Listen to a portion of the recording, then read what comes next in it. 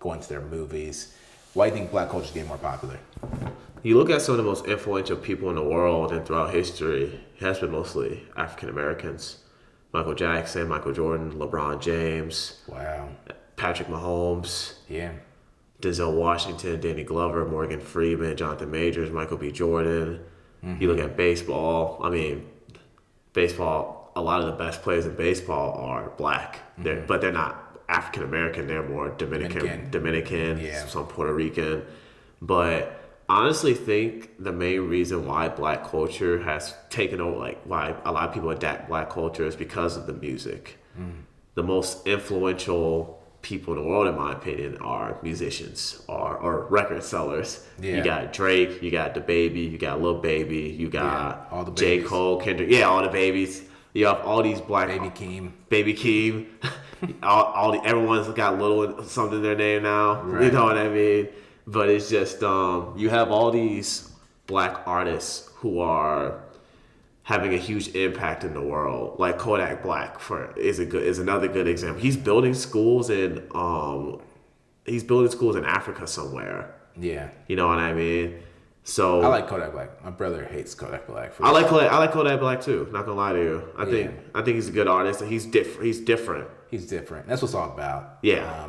Very unique sounding, very different. But I think that the reason why black culture is becoming so popular is because you have music, mostly black music, black artists. Their music is now, it's not just in the United States, it's everywhere. You know how many, there's this basketball player, this European basketball player, his name is Kristaps Porzingis. You look at pictures of him when he was 14, he's a white dude, blonde hair, blue-eyed. I don't know what country he's from, I think he's from Slovenia. You look at pictures of him when he was 14, 15, dude had cornrows. I went to a suburban school. I grew up in the suburbs of St. Louis. Some of my friends who were white had cornrows. Some of them had tried to have dreads and locks and stuff. You know what I mean? A lot of people started dressing more. So you tell me they had I'm being dead serious. They had the Drake style cornrows, the Adonis style cornrows. Not the Chameleonaire. at your high school, man, that's crazy. Bro, it was. And, it's one of those things where me and my friends, he say, just because you listen to black music doesn't mean that you're black. Or there's a difference between the music that white people, or rappers that white people listen to versus black people. Like they say, white people love Young Thug. They love Travis Scott. They love DaBaby, while black people listen to more Kendrick Lamar, J. Cole. That's true. Drake is kind of universal. Everybody likes Drake. You can't really say he's like, he's for white artists only or black artists only. You know what I mean? Right. But it's like, if you ask a lot of white people who their favorite artist is, it's gonna be someone that's super mainstream. Like, of course. Yeah. So like Travis Scott. Yeah. Like, oh god. I like Travis Scott though. He's not bad. But or they say Lil Baby or Dub. They always it's always they don't say guys like I said Kendrick Lamar, J. Cole, Nas. Right. They don't say guys like that. You know what I'm saying? Right. Yeah, no, I agree, man. You're 100% right about the globalization of black entertainment in general. And, what really helped me was the reggaeton movement, to understand that, because black culture has been popular as long as I've been alive. We're from Missouri. I mean, when Nelly was on the scene, and Nelly's the only artist in history still to do the Super Bowl 2 years back to back. He did it 2003 and 2004. He's called to do the Super Bowl twice. And Nelly, the Saint Lunatics, all of them out there made hip hop. They had hip hop on fire in the early 2000s. Remember that? They sure did. That hip hop on fire. Then even the song "Ride with Me" is everywhere in movies. I don't know how many placements it has in movies. Making all those royalties. Do you want to go and take a ride with me? Yeah. Oh man, that song's in so many freaking movies. I haven't heard that song in a minute. It's in a lot of movies. Even still to this day, it's still in a lot of movies. To this day, they cut it and it gets in a lot of soundtracks. Dude, like he's making millions just off that one record. Millions is an understatement off that one record. Just like Mariah Carey in that Christmas song. Exactly. So like hip hop, St. Louis had that thing up in storms in like the early 2000s. And R&B too, dude. I don't mean to say just hip hop, but R&B. A lot of black R&B artists are also very, very popular as well, and have but have impacted the world on a globalized as well. Well, you got to keep in mind, who else is from St. Louis? Akon. And Akon and Akon signed T-Pain. He showed So really, that's the thing about signing people. Your run goes even longer. It's kind of like when Cash Money signed. When Cash Money got that huge deal, they get Lil Wayne. Juvenile's the main artist, and they get Lil Wayne. Got them also a musician, so I'm like an encyclopedia on this. But they get Cash Money gets Lil Wayne. Lil Wayne is putting on Drake in Toronto. Even though Drake is making money and Drake's from Canada, it still gets funneled up to Lil Wayne, who's this young black male from New Orleans. So it's a whole system to it. And he made money from Nicki Minaj too. Was Nicki Minaj part of Young Money, Cash Money? Yeah, Nicki Minaj, Drake, and Nicki Minaj, Drake were his big two, and then Tyga would be his third seed. Tyga? Tyga. Yeah, I didn't know Tyga was a part of that group. Oh man, damn, that's a suburban school in you, man. Yeah, I didn't know. Yeah, Tyga's part of that group. I don't think they brag about that too much. I don't think they brag about that too much. So I understand how underneath the table, but yeah. So those three were all part of. You will see the whole Young Money cast, man, the whole Young Money crew. The song called Bedrock with Lloyd singing the hook. And it has the whole Young Money crew. So you'll see Drake pop out in the song. You'll see Nicki Minaj pop out. You'll see Tyga pop out. And then the rest of them kind of fell to the wayside, and they still rock with Wayne. Yeah. But we're talking about globalized black entertainment. When I dream at night, I think about hip hop as a whole. People see different faces. Some people see Tupac. Some people see Jay-Z. Biggie. I see Wayne. So when I think of hip hop, and I think of a cover face for it, I still see Wayne. Because of the time that we grew up in, and when we were in middle school, there was nobody bigger. Nobody. You could make an argument. Well, not an argument. Soulja Boy was pretty big when we were in like middle school. Yeah, but it's different. But not as big as Lil Wayne. But yeah, it's a different category too. It's not the same. He's not hip hop. He's hip hop. I mean, but he's not a rapper. You know what I mean? Like it's different. It's kind of like, who else is hip hop but not a rapper? 6ix9ine. Oh man, I gotta stop this conversation. Anyway, hey, whoever's listening to this, man, y'all get it. You get it if you get it. You don't if you don't. Moving on from that, black entertainment has it has been global as long as I've been alive, and so to me, it was the norm. Michael Jackson was prominent 20 years before I was born, right? He was already Jackson 5 or who replaced Elvis in Vegas. Mm-hmm. When they put down Elvis's signs, they're putting up Jackson 5 signs in Vegas. That's when this whole thing started to really begin. But even before that, who did gosh, can't remember the artist's name. He's huge. The Beatles? No, Frank Sinatra. Frank Sinatra was doing covers of Nat King Cole, and Nat King Cole is one of the most influential artists.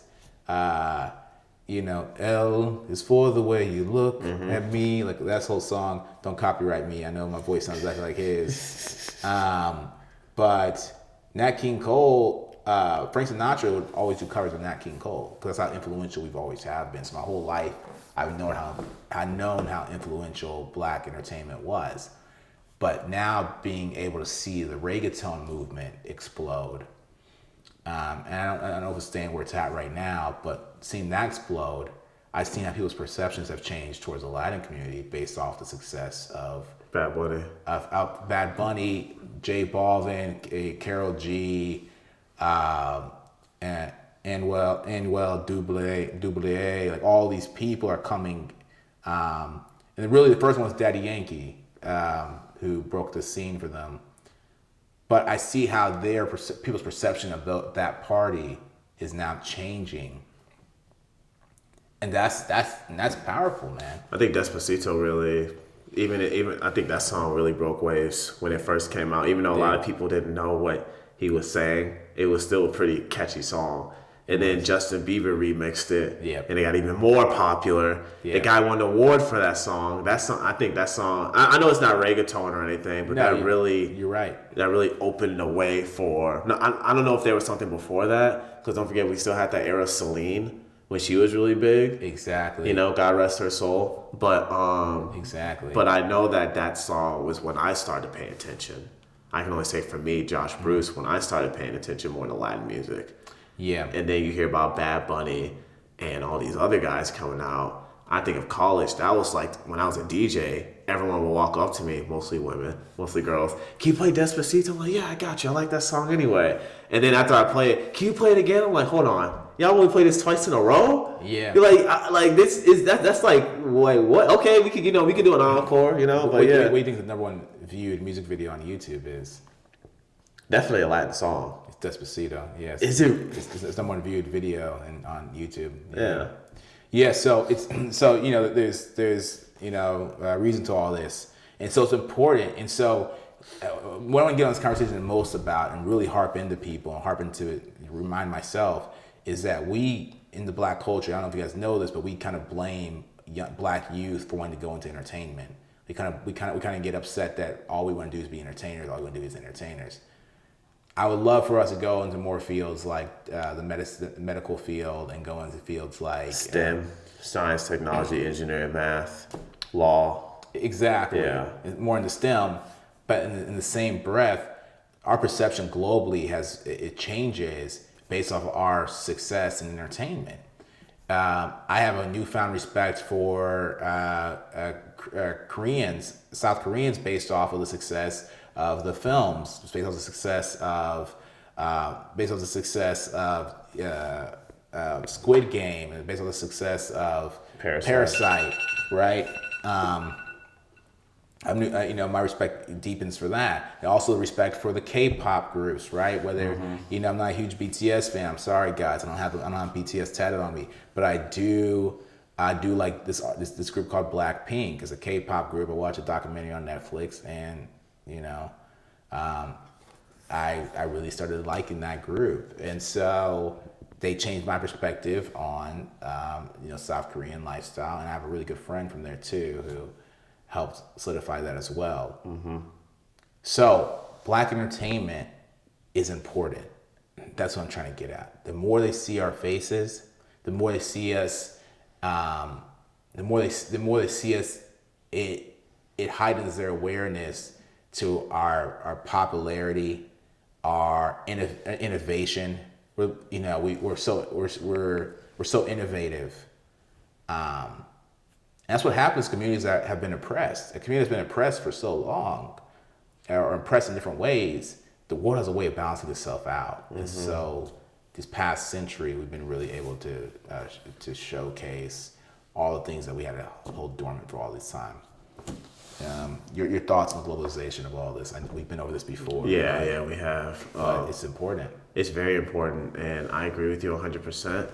And just got to keep going. I don't think there's nothing wrong with black youth wanting to get into entertainment. There's nothing wrong with that. And just at the end of the day, we just got to keep it going, dude. Yeah, and it's going to keep going. It's going to keep growing. So keep going, keep growing. Now, guys, we're going to talk about the dark side of the globalization of black entertainment. There is, and that is when we're irresponsible with it. And, we could say that with gunplay. Yeah. Rappers and stuff like that. Who you hang around with. There's a negative side to it, because then you're telling the world that, put into the world's head that we're dangerous and things like that. Yeah.